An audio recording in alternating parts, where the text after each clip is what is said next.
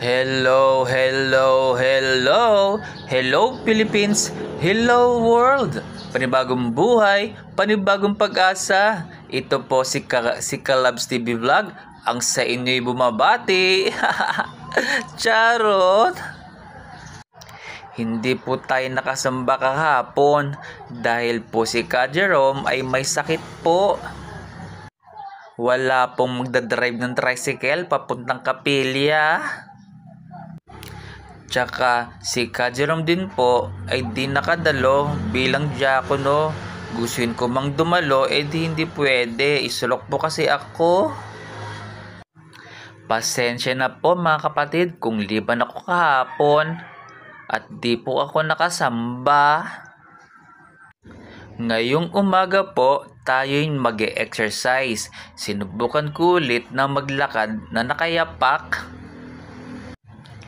Maraming nagsabi kasi sa akin, mas magandang ilakad ang mga paa sa normal soil. Mga 1 oras din ako naglakad, pabalik-balik. May naalala lang akong verses sa Bible mga kalabs.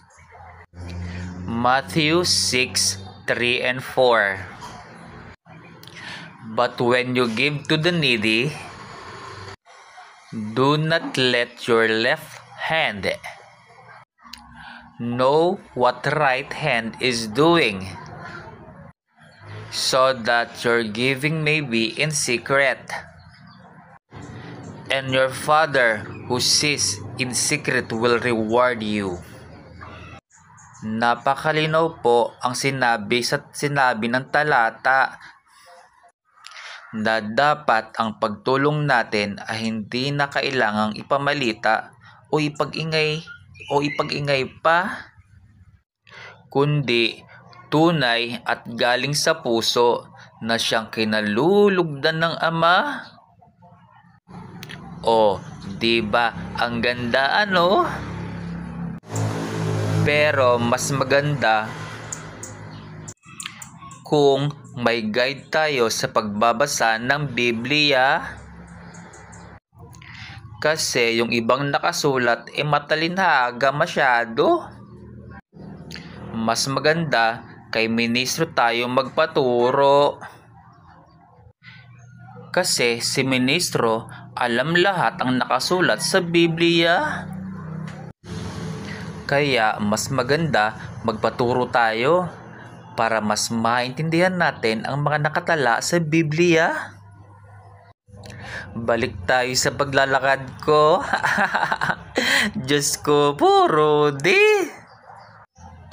Kung ano na lang ang maisip mo na sabihin, Kalabs TV. Ewan ko sa'yo. Joke lang po. Pagkatapos kong mag-exercise, pinakain ko muna si Kokok.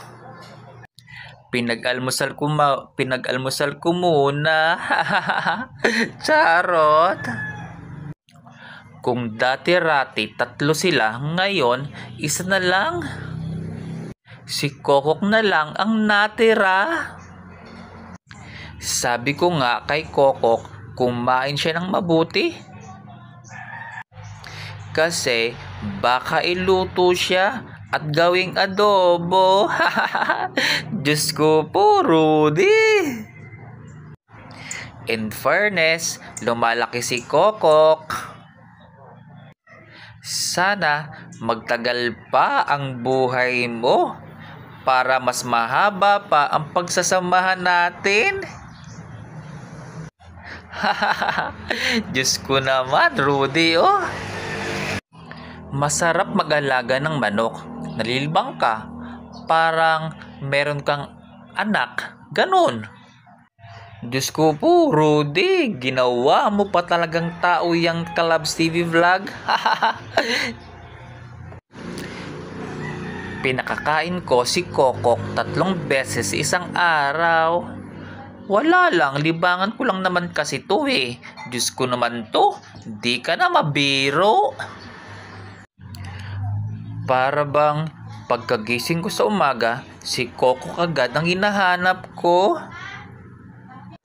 Namimiss ko siya. Diyos ko po, Rudy.